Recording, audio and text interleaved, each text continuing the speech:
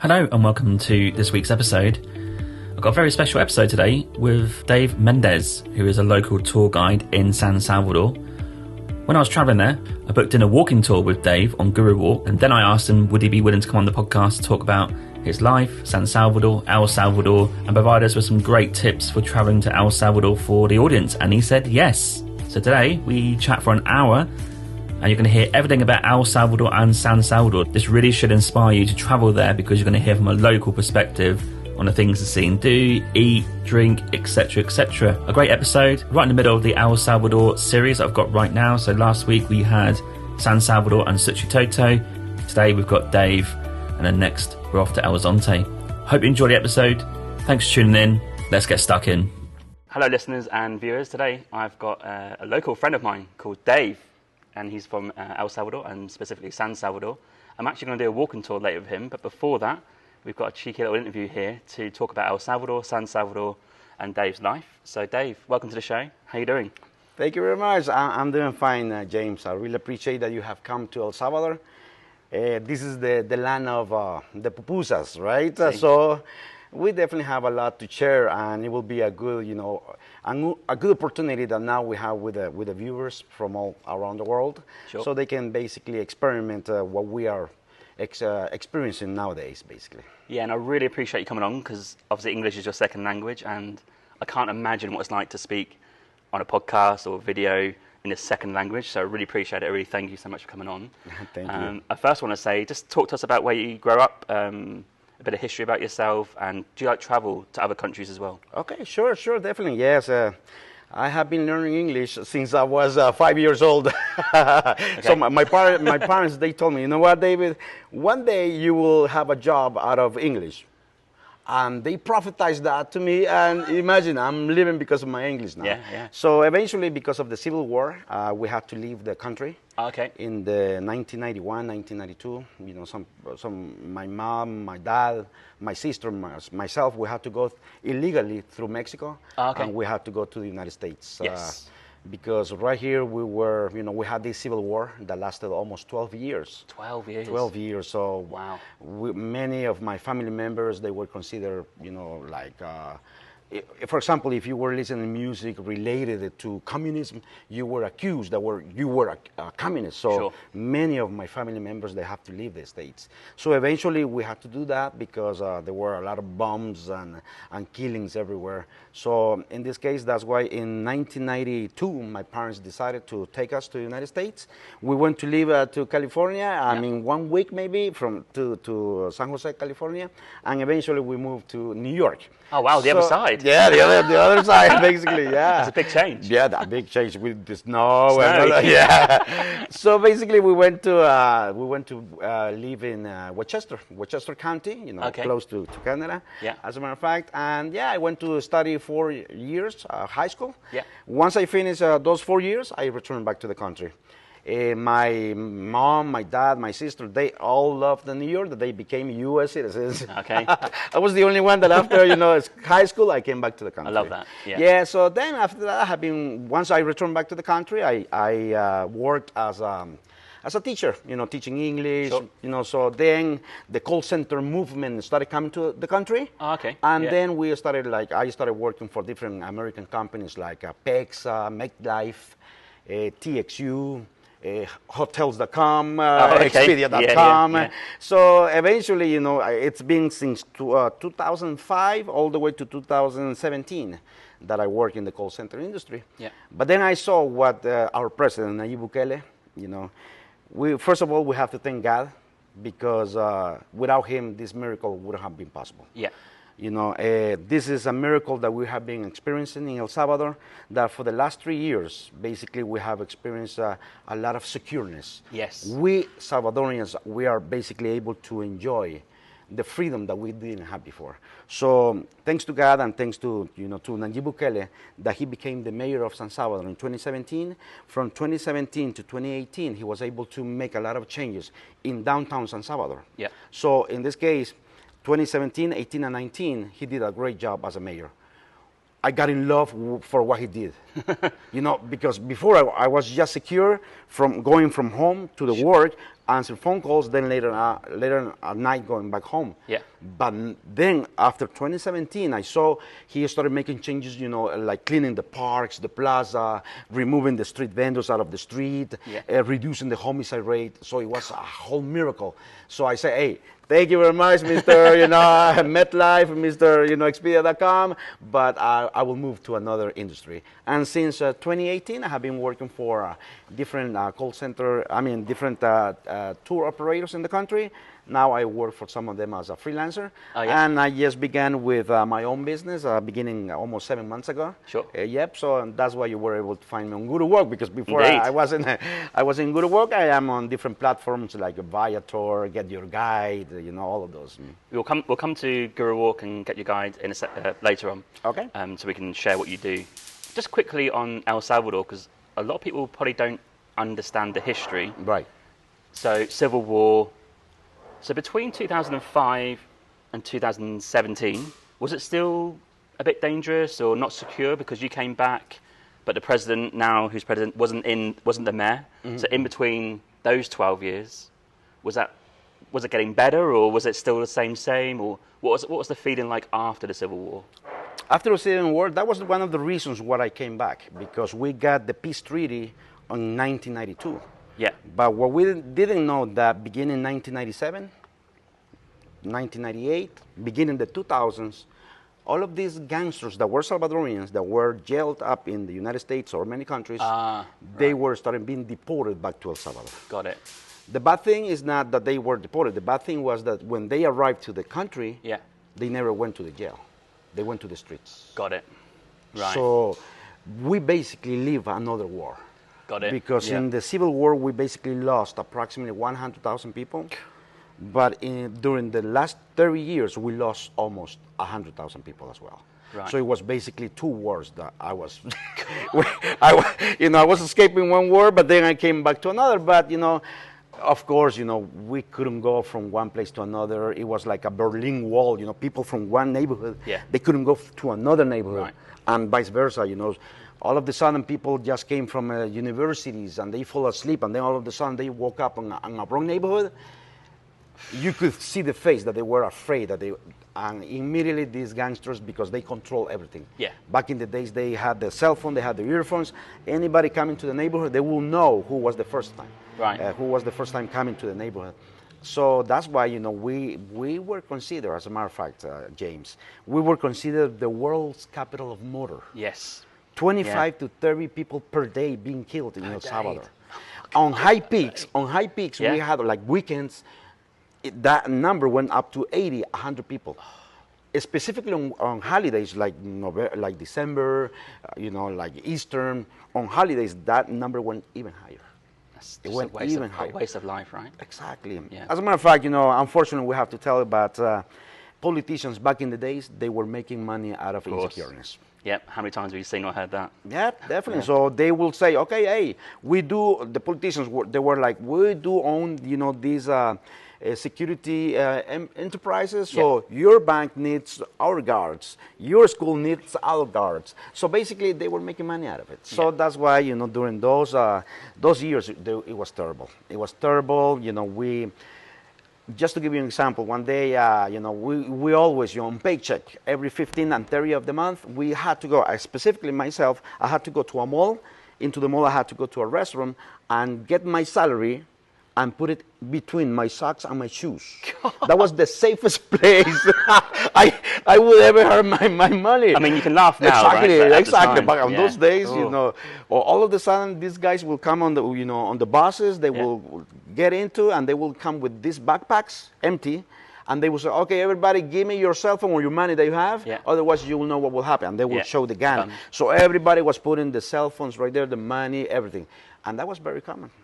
That was very common. Shootings everywhere. Yeah. People couldn't go from, after 7 p.m., you needed to know that basically you had to be at home by 7 p.m. Because after that, so when we will go to downtown San Salvador, the historical center, for 5 years, between 2011 and 2016, I didn't go. Not once? Yeah, 5 years. God. I didn't go to where we're going to be walking today. Wow. Yeah, I didn't go. It was terrible. My son, he's 17 years old. He's almost about to be 18. Yeah. He's basically going to the school, or maybe going to the mall, or maybe going to the store.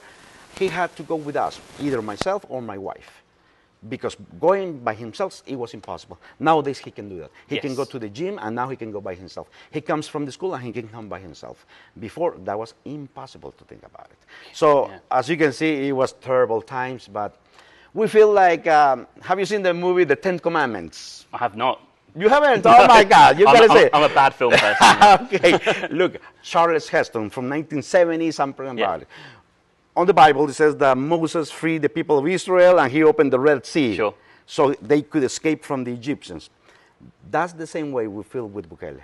Okay. He was the man that God chose to free the people of El Salvador from the gangsters, from the bad politicians, for the corrupted people. Yeah, amazing. And just to give you an example, I have been to downtown before Dave's tour, but I haven't done too much because I don't want to ruin the tour. Right. But I did go into the library, the National Library, and there's loads of books in there, positive vibes, loads of children just playing games or reading. Right.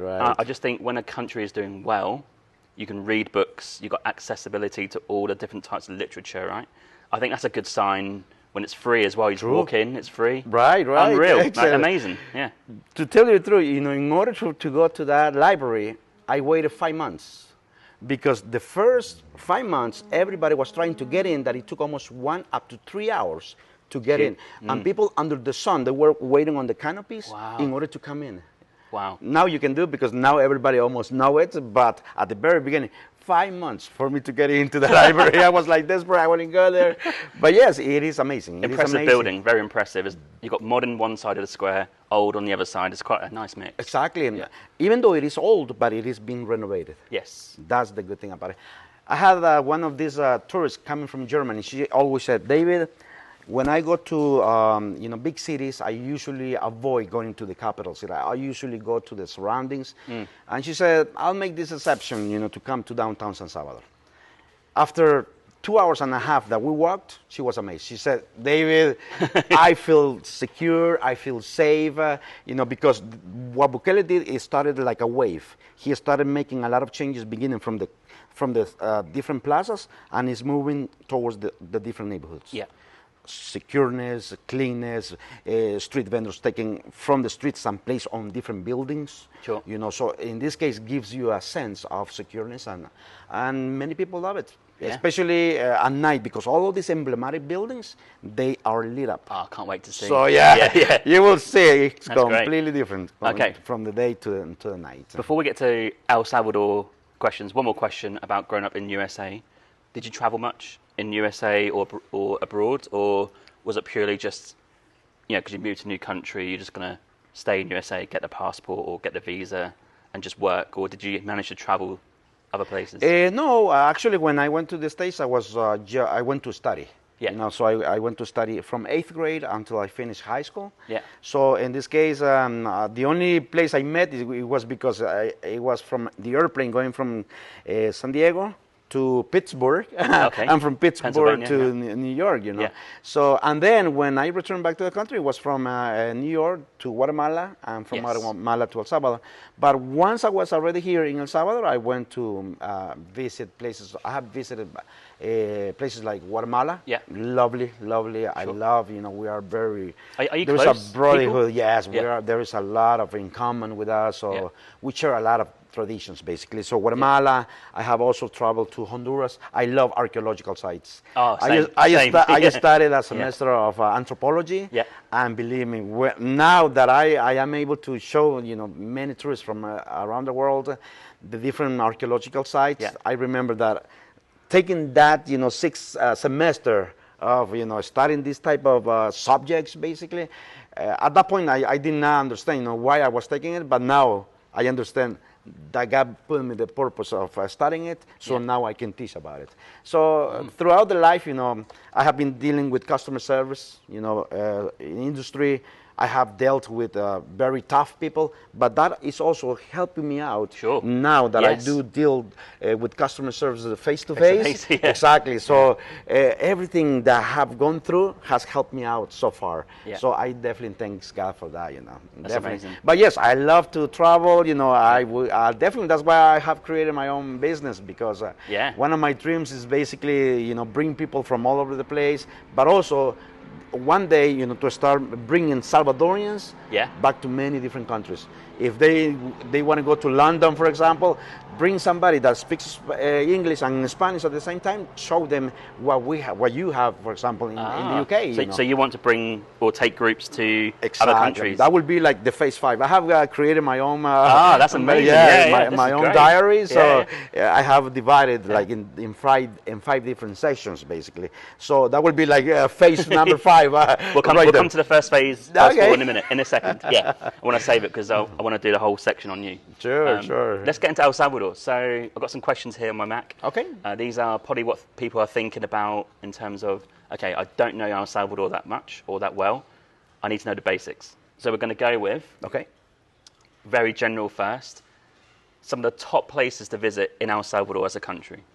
Top places. First of all, you got to visit El Centro Histórico, the historical center. Because from this, you're giving an idea of what El Salvador offers you. Right? Food to eat, places to go, where not to go. A lot of background, for historical, the present, the future, infrastructure. So first of all, the capital city, historical center. Second of all, San Salvador volcano. San Salvador volcano is the easiest volcano you can go to. Oh, right, okay. Let me tell you why. Please. It's not on my list. San Salvador volcano. Oh, really? Okay. San Salvador volcano.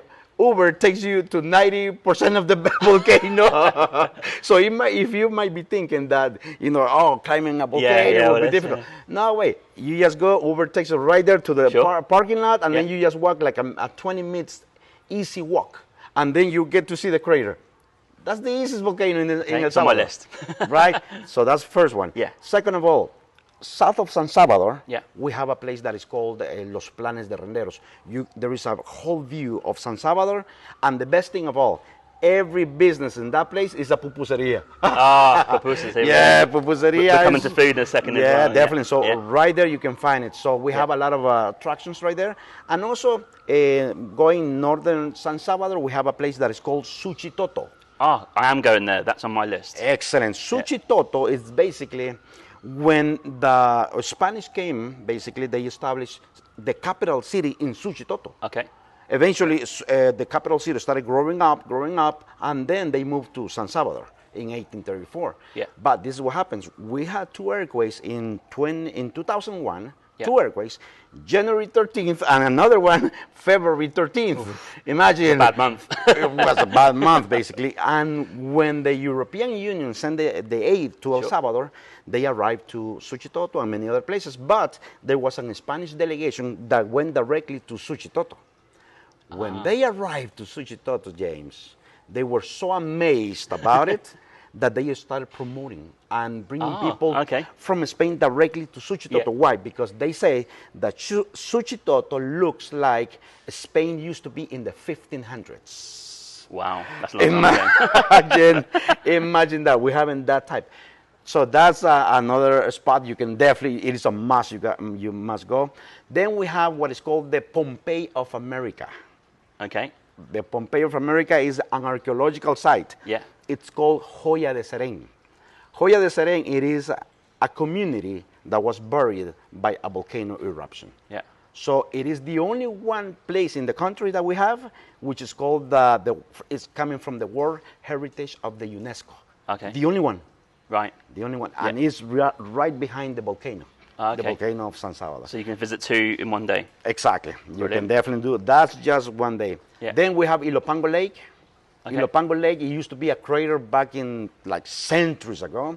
So nowadays you can go on a bicycle in between the lake, through the lake, through a bicycle. As in, Is this the bicycle that's like up really high? Exactly. Oh, You have okay, like it's floating. It's like floating. So you're basically cycling in the middle of the lake. I'm tempted, but I'm scared at the same time. Hey, you gotta stay. If you're staying 11 days, you must make it 30 days. Yeah, definitely.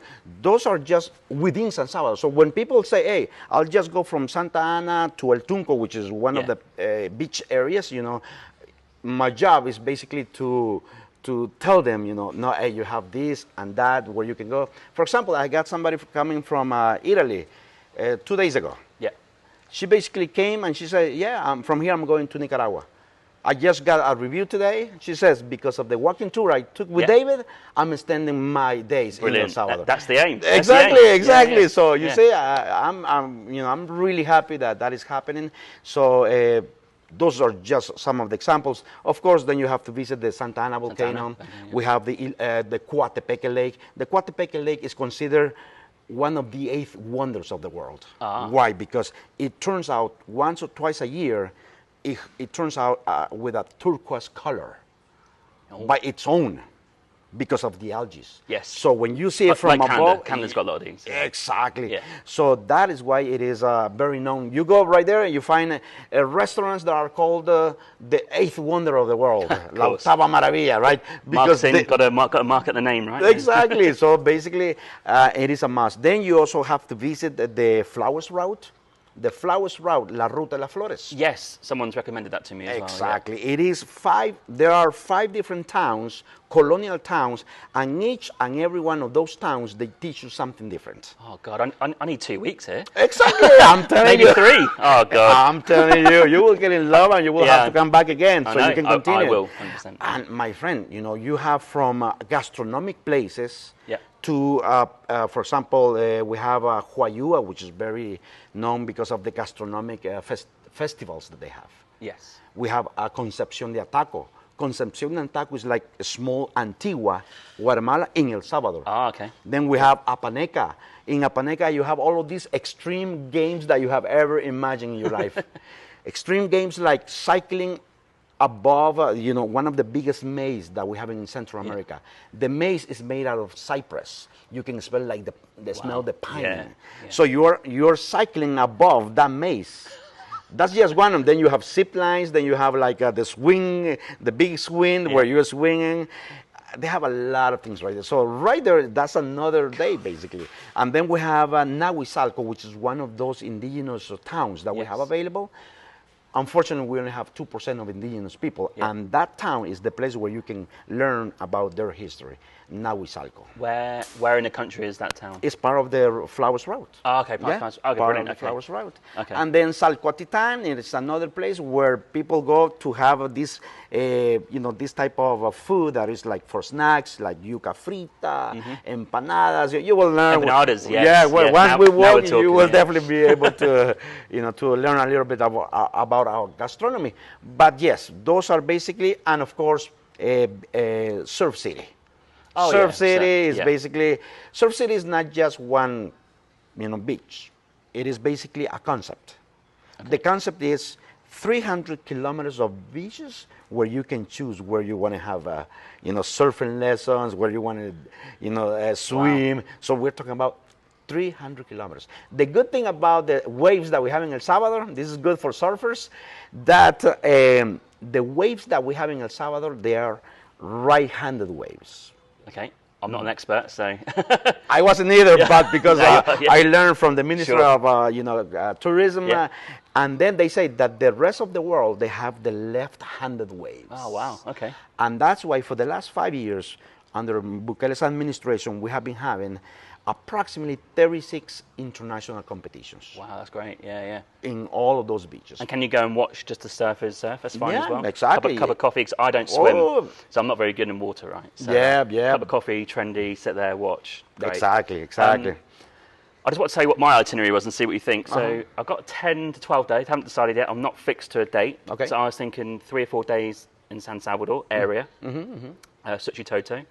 I think I might stay there for a night or 2. Yeah, you must. Yeah, I must. Okay. And then I was going to go to the coast. So is that El Zonte? El Zonte is close to El Tunco. Because I think it's quieter than El Tunco. Is that right? Yeah, it's quiet. Yeah, I don't want party like. Right. Yeah, okay. So and then up to Santa Ana, and the area there. because I need to go to the border, right? So if I go to Santa Ana, then I'll go across the border. So I've got sort of 4 or 5 days here in this area, and Suchitoto, maybe 5 or 6 days. A couple down south on the coast, and then 3 or 4 in Santa Ana. Then I go. So that's my first rough trip.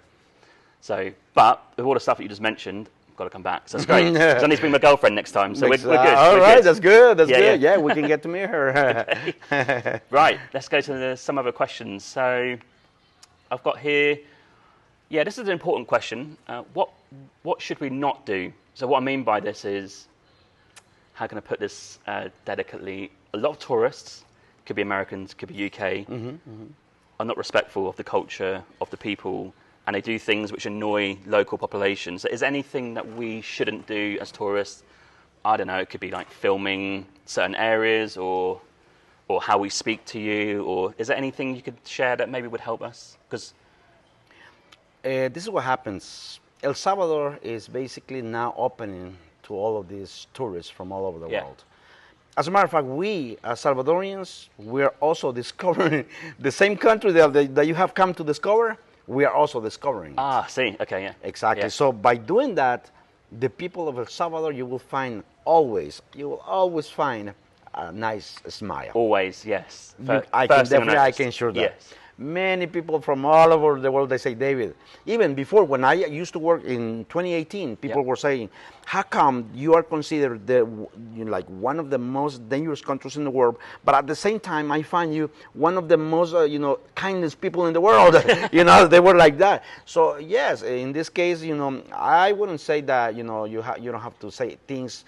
As a matter of fact, people, if they see that you are looking for a bus stop, they come either ask you in either Spanish or English, and they will take you literally to the bus stop that you're looking for to go to the destination you want to go to. Okay. So you can find these people right here.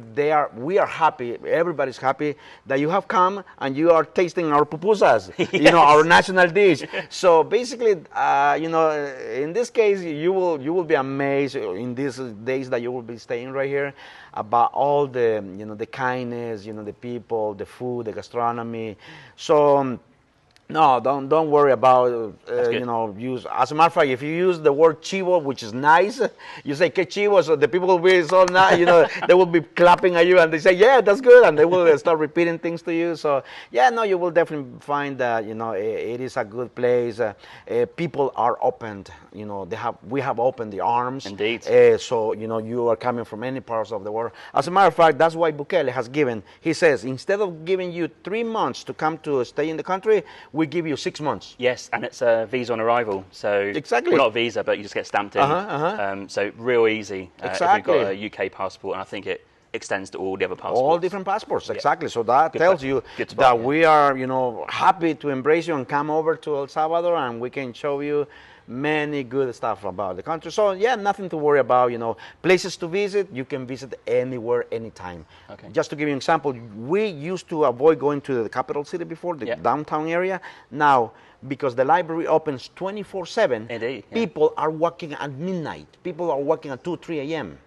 Yeah, so in this case, even the places that we used to avoid going before, neighborhoods, now you can see different people making businesses, selling any type of stuff right there. So yeah, it is a different country, and that's why people still don't believe it, that it has changed so fast. Yes. That's the thing. I was reading a newspaper in Spanish, because I know some words, right?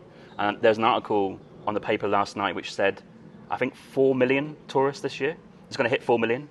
And I think the reason I came here is New York Times also had El Salvador, I think, 34 out of 50 places to go to this year. Yep. So I thought, okay, right, so it's good to go. Next year's going to be super busy. So I need to go now. Yeah. So my advice is to get a move on, right? True. Vamos. Okay. Next question. Yeah, we've got to go food. So we talked about pupusas. I've had some already last night. Can you tell us about pupusas, but also other dishes that we should try? As a matter of fact, I began yesterday officially my first food tour. Oh, you do food tours. Great. I've had some people come on to do food tours in the podcast. Yeah, so it is, I already posted my food tour on Get Your Guide. Yep. So I got my first tourist yesterday.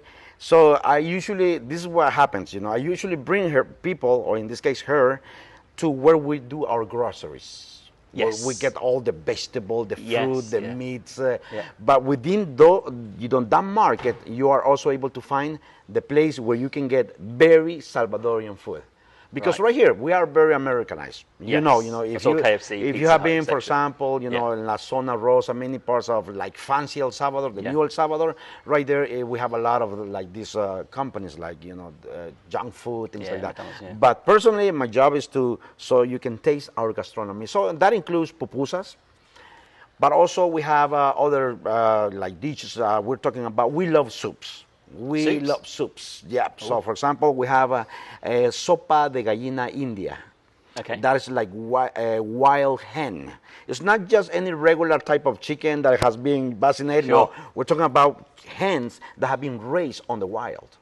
Wow. So the taste for that one is completely different, James. we better make that full tour, and you will definitely know what I'm talking about. Yeah. Because they give you the soup, which is with all these vegetables. They take the hen and then they roast it. It is like al pastor.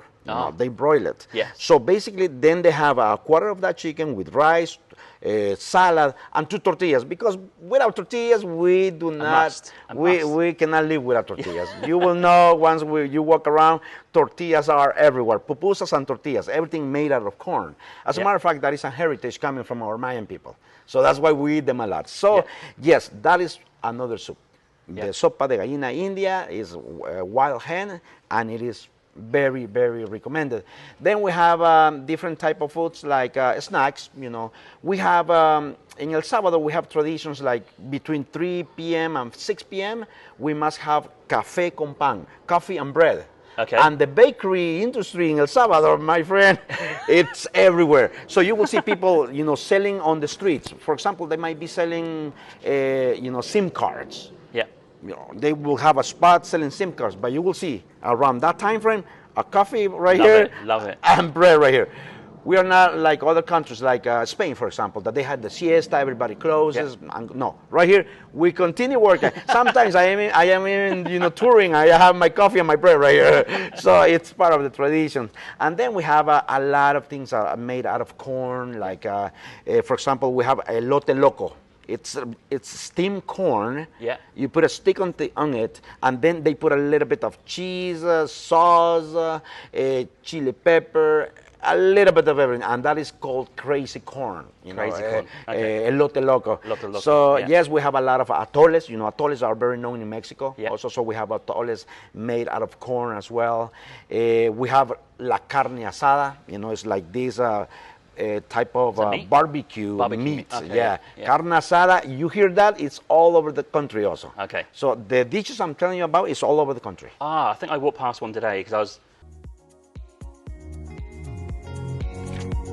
Hey, yeah, just a quick one. I just want to say there are many ways to support this podcast. You can buy me a coffee and help support the podcast with $5. Or you can go to my merch store with the affiliate link with TeePublic, where there's plenty of merch available to buy, such as t-shirts, jumpers, hoodies, and also some children's clothing. Thirdly, which is free, you can also rate and review this podcast on Apple Podcasts, Spotify, Podchaser, or Good Pods. Also, you can find me on social media on Instagram, Twitter, Facebook, and TikTok.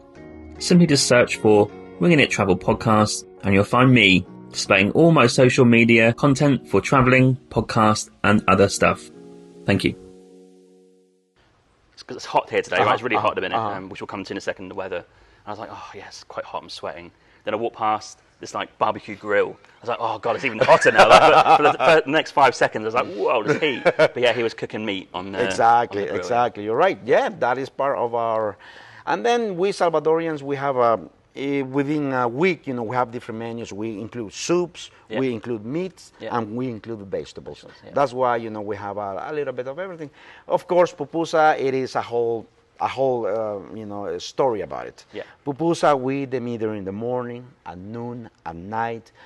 On the weekends, we, as a matter of fact, we are pupusa hunters. We're always looking for the best pupuseria. How would you describe a pupusa to someone who has no idea? Exactly. So it is basically made out of the maize or the corn. Yeah. Right. So we basically have it in our hands. Yeah. we make like a circle, and then we put the stuff inside, which it can vary. It can be from cheese, it can be pork, and also beans. Beans. I had beans right, and cheese. That's the revuelta. That's the mix of. Yeah. So then they put it right here, and then they just start palm it, and then that's what they throw on the pan. Right, so that is basically the pupusa, but that can be that can go. Nowadays we have varieties like chicken pupusa, meat pupusa. We have shrimp, Nutella, pineapple. You think it, and we will have it. And as a matter of fact, we are about to go. Today is the 10th, right? Yes. Yeah, today is the 10th. Let me give you a good news. Tomorrow we have pupusa day. No. Yeah. As in like the national dish day. The national. He's great timing. Yes, I did not definitely. plan that, but I'm happy. So what I'm going to do is, because I had one in the evening, I need to have one for breakfast. True. So I'm going to have a breakfast type exactly. pupusa. Yeah. So on Pupusa Day, we celebrated. Everybody makes. Every municipality they make contests. Okay. So, for example, who eats the most pupusas in 3 minutes? The world record is 3 minutes. 17 pupusas. I had in 5. 3 minutes. I had 5 in 30 minutes. And that was enough, yeah. Imagine exactly. So, and then we have like if there is a municipality that they grow up pineapples on that day, they will make pineapple pupusa. Wow. And if there is another one that makes other, grow up anything else, they will make even jocote pupusa. Jocote is a very national, fruit that we have in the country. You will be able to taste it, so you can have an idea how it is. Amazing. Yep. So we great, are basically we are considered the land of pupusas. Land of pupusas. Yes, that should be the name of my podcast for this episode, right? Okay, I want to touch on drink, coffee. So I've got on my list to visit is a coffee plantation. I think it's near Santa Ana. I can't remember the name. Okay. Coffee is grown here, and I've had a few coffees so far. Good tasting. Yep. So anything else to share, or? No, definitely. Back in the days, we used to, like in the 1700s, we used to export a lot of indigo. Okay. To the whole world, basically. It was to dye the clothing. We lost business because of the Industrial Revolution, but then in the 1800s, we started exporting coffee. Right, so we moved from one industry to the other, and it was coffee. Yeah. So from coffee, basically, our main buyers the U.S., Germany, and Japan. Diverse countries. In the 1800s, almost the end of 1800s, because of the coffee exportations, because of the coffee earnings, we were able to build some emblematic buildings, like the National Theater, the National Palace, and you will see that they are very European. But there is a history behind that. So, because of coffee, basically, we have been, making businesses for so many, centuries. And nowadays, we do have two types of coffees that we are very known of. The first one is called the Pacamara. The Pacamara is a combination of Brazilian coffee and Salvadorian coffee because of the volcanic ashes. So they make a good combination. Wow, yeah. Hey, James. The Pacamara, it has a citrus taste. Citrus? Yes. And you can feel it, like that lemon, and it's soft. Okay. The other one is called the Bourbon. Okay, Bourbon, And the Bourbon, it has a chocolate taste. Okay. As high as you go on the altitude, the better the coffee. Santa Ana, Ruta de las Flores, they will have one of the best type of coffees. And now we have some fancy restaurants within San Salvador where you can get it. When we go to the downtown San Salvador area, we will be able to get to some of these spots. Another combination that they have made lately, it is, besides coffee, we have a common beverage that is called horchata. Horchata. The horchata, it is basically this type of beverage that includes peanuts, cinnamon, vanilla, chocolate, and also we have el morro seed. The morro seed is this fruit that we cut in the middle, we take the seed, we grind it, and that is part of the horchata. So basically, horchata, you can find it anywhere in the whole country, because we are a very tropical country. Yeah. So it's usually you're sweating. Sometimes you get this sun that you just want to go and drink something. So you have these people with plastic bags, and that's my attraction. I always bring people to one of these good spots within San Salvador, and this is sometimes that they, for the first time ever, they have this beverage on this plastic bag. Yeah. And that for them is like amazing, unforgettable, things like that. So. Part of my, walking tours that I do, I try to include a little bit of gastronomy, including this type of beverages. Awesome. Okay. And then, since we are a lot of, we grow up a lot of, fruits and vegetables. Any neighborhood that you go to, you find all of these type of beverages, like tamarind, hibiscus, passion fruit, cebada, horchata. So this is spread out throughout the whole country. Okay. So yes, whenever you come to El Salvador, you will definitely be able to experience those type of savors. Yeah. Oh, I can't wait. Because I'm at the start of my trip. Dave's come on my first day, so I've got a lot to. The reason I wanted to get you on the podcast is because I want to get some recommendations for me, right? So right. This is great. Yeah, definitely. Okay. We've covered safety. That's fine. Weather. I've come in November. This is November 10th, as we said a minute ago. Right. Is this a good time of year? And also, is there any time of year to avoid? Okay. Yes. Right now we have just started the summer season. Yeah. November all the way to April. Yeah. So basically, what happens from November to December is good, because all the coldness that we get from the north, we get it into the country. So specifically around 4, 5, 6 p.m., it gets cooler. Yes, I've noticed that last night. Exactly. Yeah. It gets cooler. Yeah, but it's hot today. Like during the day, it's really during the hot. day it's hot. Yeah. It's like. So the main difference between the summer and the winter, because we have only 2 seasons, summer and winter. The summer, in theory, it doesn't rain. In winter, it can rain at any time of the day. Okay. But it doesn't rain like, it's pouring like 3-4 hours. No, it's like maybe half an hour, and then it disappears. It might be the whole day like this, and then like at 5 p.m., it might start raining maybe an hour, 30 minutes, and then it's gone, and that's part of the winter time. So basically, many people, sometimes whenever they come in winter time, beginning May all the way to November, basically sometimes they go to the volcanoes, and sometimes if it is raining, like the Ministry of Tourism doesn't allow people to go to the volcanoes. Yeah. So in this case, basically you need to make sure, you look for the weather, broadcast to see if they are not going to have any rains, so you don't go just, in vain, Okay, and if you just pick 2 months of the year to visit, which are the best ones? These two, November and December. Yes, made the right choice. You came on the perfect time.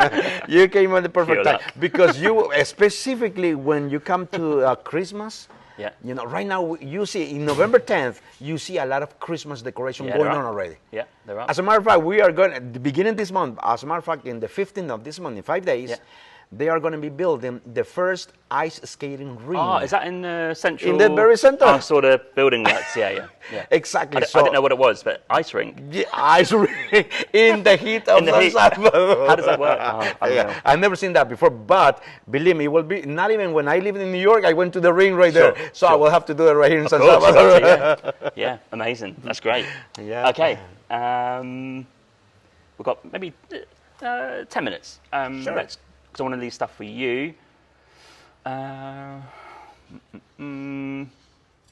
Let's go with, I'm trying to think what's important. Public transport, transporting around the country.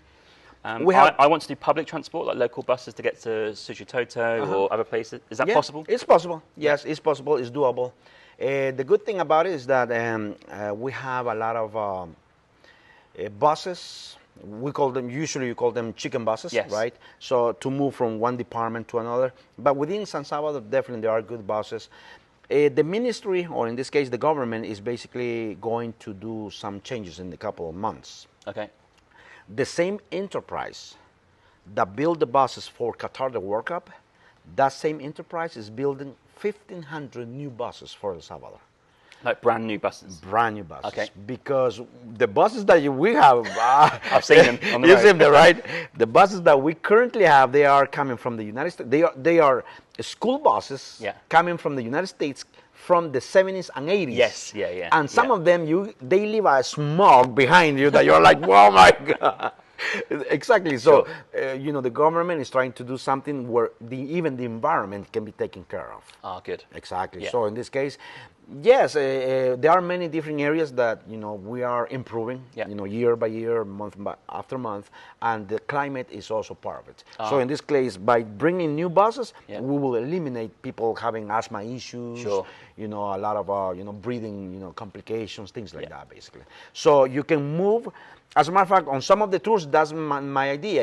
I don't rent either Uber or private cars. I usually bring, for example, to La Puerta del Diablo or south of San Salvador, Los Planes de Rendero. I usually bring them on public transportation so they can experience. Exactly. So I usually move. That's I would say that is one of the way I am showing up to the world. Yeah. So people can see that we can walk, we can also go on public transportation, we can go on minibuses, and it is, with this public system that we have in the How country. much are they? In San Salvador, within the metropolitan area, it is around 20 cents up to 25 cents, 35 cents if it's a little bit farther. Even for tourists? Yeah. Would they hike the price? No, they wouldn't. Oh, really? Really? Yeah, That's amazing. It is against the law to do that. Oh, is it? Yeah, because before they used to do that, even to the locals. Yeah. Even to the locals. Right. So specifically when they were moving from one department to San Salvador, that one it can go from $1.50, $2.50, because it's Is that like Suchitoto to... Santa Ana, San Salvador, San Salvador, La Unión. Yeah. So in this case, they are now. It is prohibited for them to raise the fare. Ah. Yes, because before they used to do that, and now they have to respect. And usually that's why the government has put on the buses that you go to, they have a sign, and it says right there how much they must charge. Right, I need to watch out for So that sign, definitely. So in this case, ahead of time how much you have to pay. Right. Yeah. So if I want to go to Suchitoto, for example, is that a chicken bus or is that one of those longer buses, the bigger buses? To Suchitoto, they do have a specific, this enterprise has brought some of these nice buses, basically. So you have two options. You can either go on the regular chicken buses, or the ones where you have some air conditioning, and then it's. What's the price of those ones there? Well, $1.50. Oh God! Yeah, you can move anywhere. No, you've got to do chicken bus. I've got to experience. You go to Santa Ana and you go on air conditioning. You go on these very comfortable seats. Even you can watch a whole movie for $2.50. Wow, there you go. Yeah, definitely. Amazing. Okay, and I've got currency here because El Salvador accepts Bitcoin. Yeah, definitely. And US dollar. I've seen. Do you have your own currency that's not crypto? Actually, back in the days, we used to have the Salvadorian colones. Okay, yeah. So, if you've ever been to Costa Rica still has colones. Oh, I haven't been. Okay, so in El Salvador, we used to have the Salvadorian colones, but it was beginning of the year 2000 where the US dollar was introduced. Okay. So when you go to the market, you usually hear people saying, "Cora, cora, cora, cora, cora." That means a quarter of a dollar. Okay. A quarter. So that's how they heard it, and that's how they pronounce it. Quarter. Quarter. Yeah. If you listen to it, it's quarter, but it's quarter. Okay. So and then they say you ask for something, they say dos quarters, quarter. Yeah. 2 quarters, right? So in this case, we are the whole country. We use a lot the U.S. dollar. Yeah. But 3 years ago, we introduced Bitcoin. Bitcoin is now our national tender. The first country in the whole world. And now I have met Bitcoiners from many different countries. As a matter of fact, the first time, because I also post on my Guru Walk that I do receive tips in Bitcoin, right? Besides other currencies. So basically, the first guys, they were coming from Germany, and they were like, "David, is it true that you accept Bitcoin here in the country?" I was like, "Yes, I have my app right here with my Bitcoin application." And they were like, "Okay, let's see if we can tip you." And they recorded.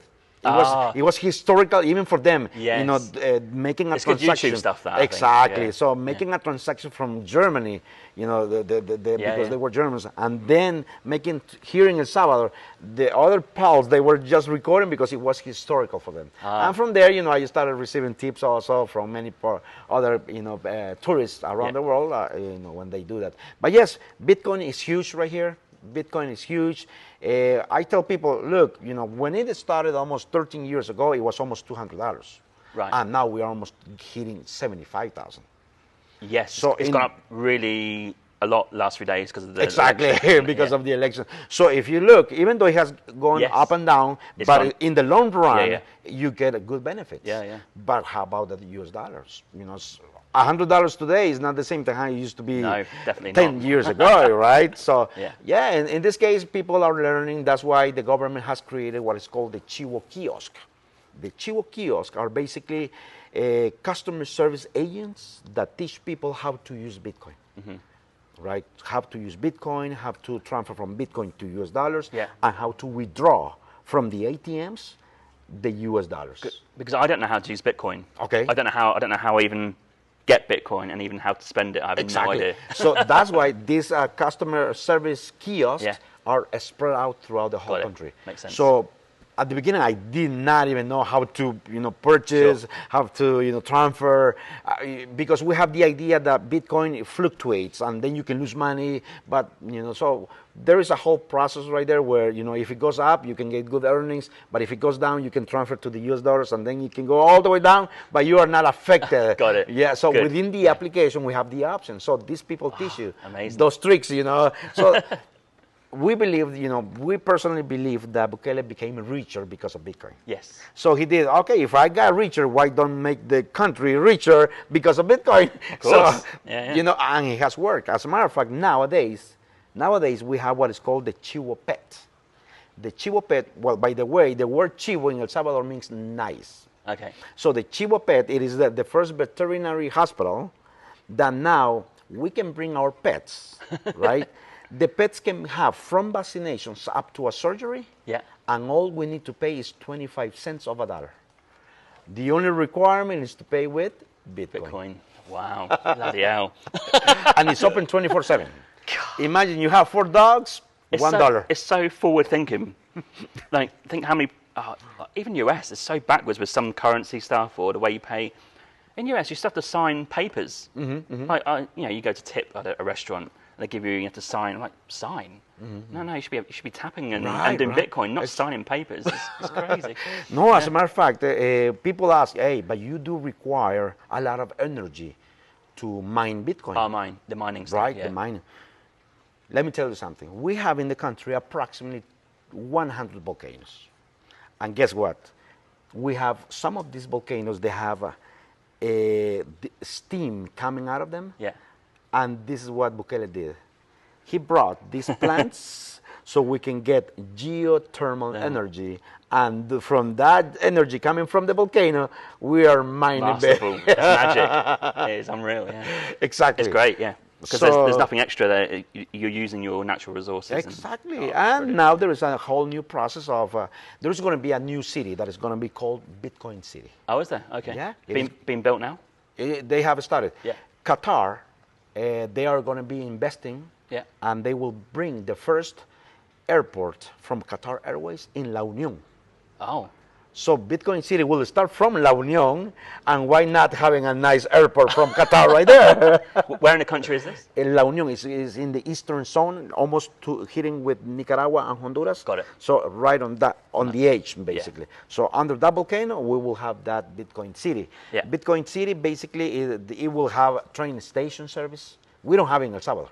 At all. I know. Yeah. So it will either India or South Korea, they will be managing that.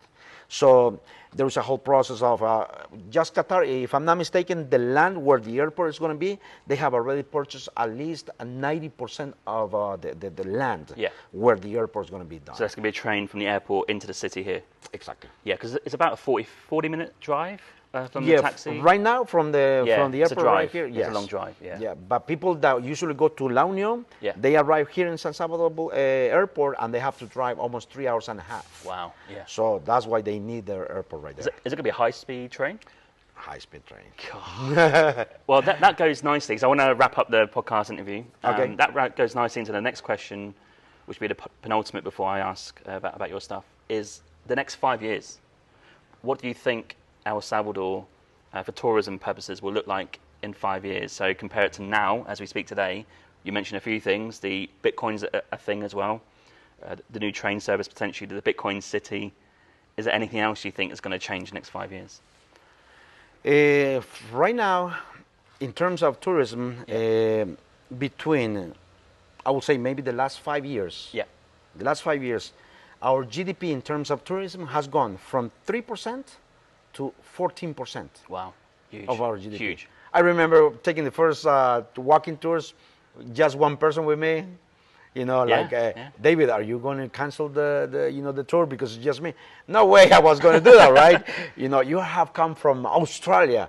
How come, I will cancel, maybe it is your only day in downtown? Sure. No, I won't do that. So that's basically what characterized me. That basically I don't cancel just because it is one person. I can be with 10 persons, but at the same time with one person. Sure. Not a problem for me. So I have seen since 2018 all the way until 2024 an increase, because now people are telling me, David, we didn't come before because it was too dangerous. I have relatives from California that they never came after 30, 40 years. Because they saw me, I have posted pictures on Facebook, Instagram, and they saw me that I was everywhere in the country, and they were like, if they will feel secure to go everywhere, why not going back to El Salvador? So they have started coming for the last 3 years. I have met other tourists coming from Australia that left when they were 3 years old, and they returned back after 4 years. So all of these investors that left the country, we're talking about almost 3 million Salvadorians left the country because of the civil war and because of the gangsters. Sure. So those 3 million people, they went to all of these countries, specifically the US, Canada, Italy, and Australia. And of course, a small amount of Salvadorians everywhere else, right? So all of these people are returning back, and they have brought money, and they are now investing in the country. Right, it can only be good, right? Exactly. So it is the diaspora that is returning, along with the fact that Bukele says, all right, if you come to El Salvador, we can offer you up to 6,000 citizenships from anyone from around the world that you want to come to El Salvador and help us rebuild the brand new country. Exactly. So that's the eyes of how Bukele sees. And he's looking for, scientists, doctors, engineers, environmental planners. So, from different fields. So we can rebuild the country. So all of these Bitcoiners, all of these people returning back, the diaspora returning back, it's basically, we consider, as Bukele said, if possible, we will become, in America, the next Singapore. Oh, wow. Look at the high goal. It's hot enough. But that's an unreal... And when we start walking, you will be able to see, because of the surveillance, the educational system, the health system, when you start hearing all of that, you will see, hey, you are on the way to become. I have heard people, from the time they arrived to the airport, it was so fast, things were done really, really nice and neat. So they say, hey, it reminds me of Singapore. So I was like, I haven't talked to you about Singapore, and you already said to me that it looks like Singapore. Exactly. So that is the goal that we're aiming. So I can say that from here to the next 5 years is definitely, this is going up in many different areas. Okay. In many different areas. Wow. One thing that Bukele said, for example, we need to get educated people. Yes. So now there is a law that between the kids between first grade and 9th grade, they will have to learn English on all public schools. When before, it was just either the private schools or on public schools between 8th, 9th grade and above. Now, from very small ages. Because I've not met many people who speak English. I told you before the recording. And maybe that's because they're the older generation, and that makes sense because the kids probably can speak English, but I'm not speaking to kids, obviously.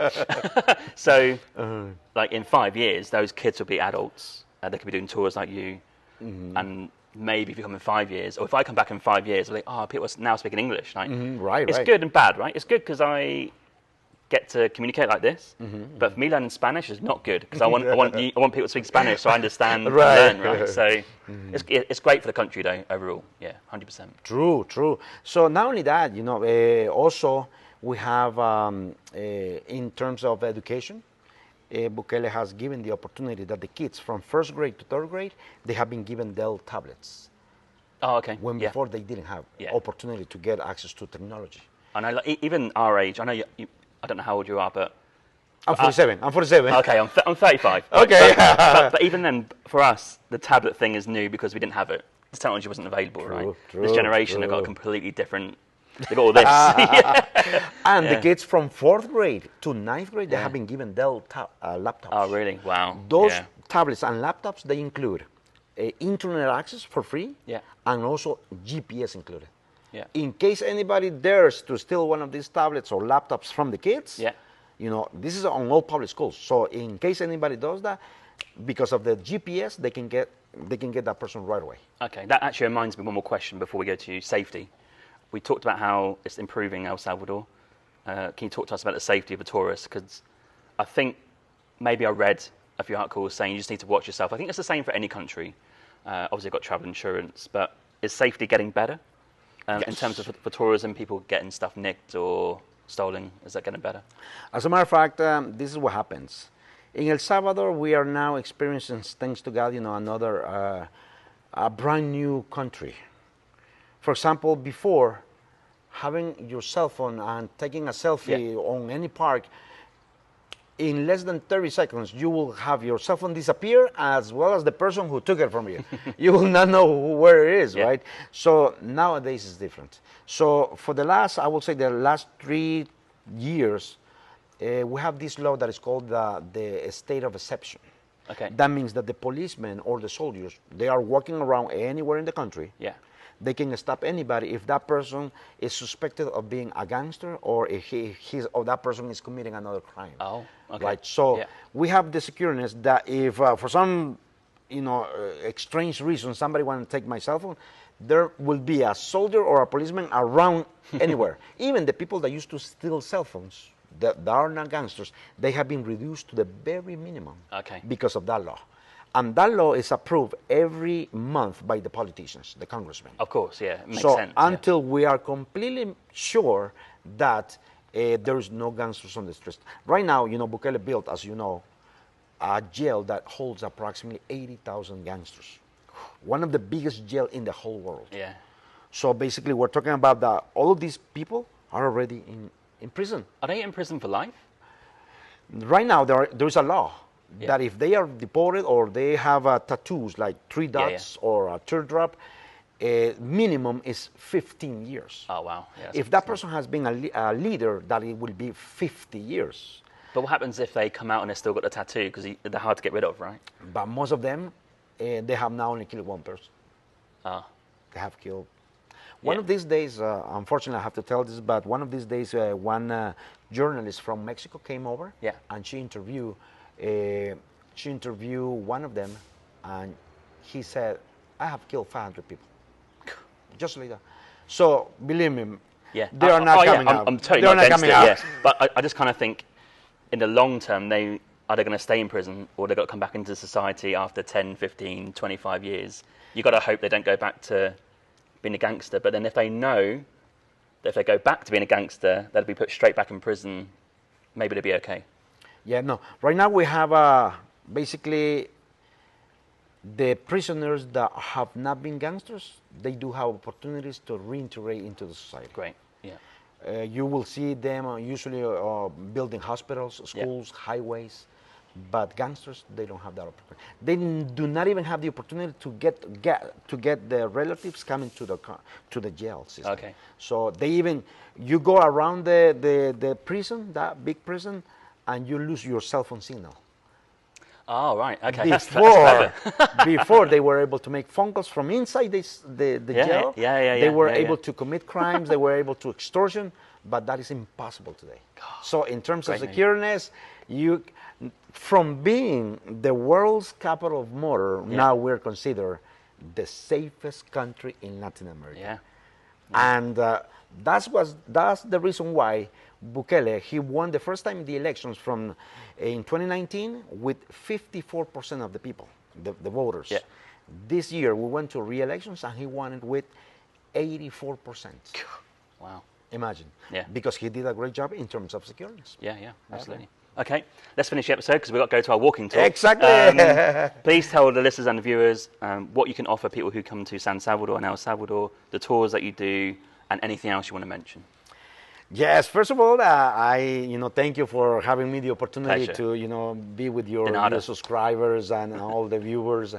No, here in El Salvador, we have always, we will be happy to receive you, we will embrace you.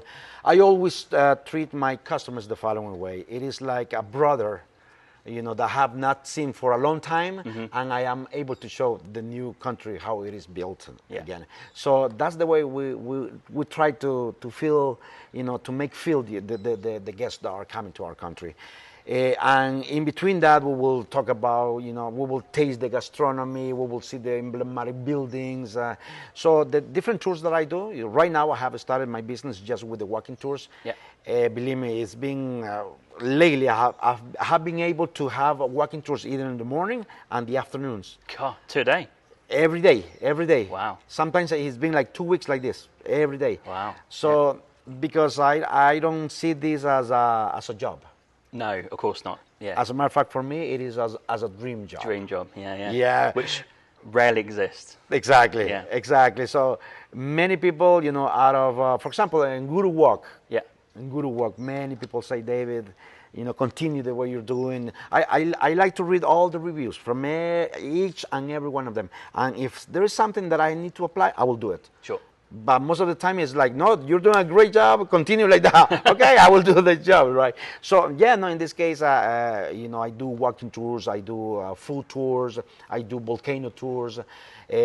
Specifically, I am focused on walking tours. So at least you can get to know the highlights of what El Salvador offers you in terms of education, in terms of a health system, infrastructure, the present, the past, the future, economics, a little bit of everything. And then if there is, there are groups that want to do another type of tours, I also do that with them. If I don't have other walking tours coming on, Sure. But yes, the country is very small. We are considered the 45 minutes country. Oh, okay. In 45 minutes, you can be from San Salvador City to the beach. Okay, right. Right? Yeah. There are countries that you have to drive 6 hours. Absolutely. Right here, you get it in 45 minutes. In 45 minutes or 30 minutes, you can be from San Salvador to the volcano. Wow. Yeah. Colonial town. So everything is so close. Yeah. Everything is so close. And that's the advantage of what we have in El Salvador. That's why we're considered, or we are called the thumb of America. The little thumb, because we are very small. So you come over here and you will be able to, you probably think that, hey, 1-2 weeks will be enough. Even though it's very small, there is so much to do. So definitely, I invite you to come. I'm sure you will be able to enjoy it.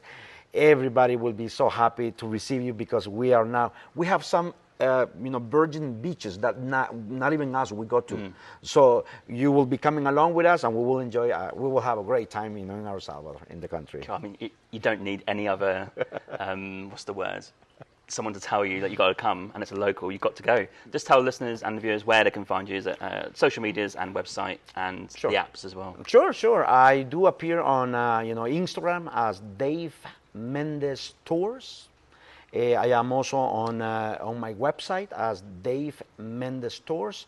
On Google, I appear, on Viator, on Guru Walk, on Get Your Guide, on freetour.com. I am on all the platforms. You just look for Dave Mendez and you will find me right there, right away. I'll put the links in the show notes so people can click all those links and find you.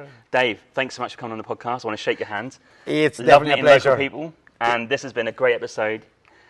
People have to take this seriously. Like, you've got to come to this country because now is the time. You're now in its infancy where El Salvador is going to, but I assume it's going to go like this in terms of more visitors. It's going to get more modern. There's going to be loads of activities to do, even now, but in the future. So it seems like a great country, and I can't wait to explore it for the next 12, 13 days. I've extended already, so yeah, definitely. Cheers for coming on. I appreciate it. Sure, no, it's been a pleasure. Whenever you want to come, you have a friend right here. Cheers, dude. You have a friend, and we will explore, and we will eat a lot. You will go to the food tour as well, so absolutely. You can experiment on all those type of dishes that we have in the country. Okay, dude. Thanks it was so a pleasure. Cheers. Thank you very much again. Thank you. Bye-bye. Thanks for tuning in to the podcast episode today. If you've been inspired by today's chat and want to book some travel, if you head to the show notes, you'll see some affiliate links below which help support this podcast.